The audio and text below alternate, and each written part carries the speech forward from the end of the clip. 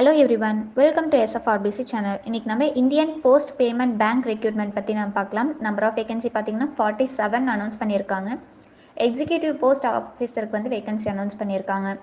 Application start ஆகிற date பார்த்தீங்கன்னா 15th மார்ச்லேருந்து 5th April வரைக்கும் வேகன்சி அவைலபிளாக இருக்குது. குயிக் அப்ளை பண்ணிக்கோங்க.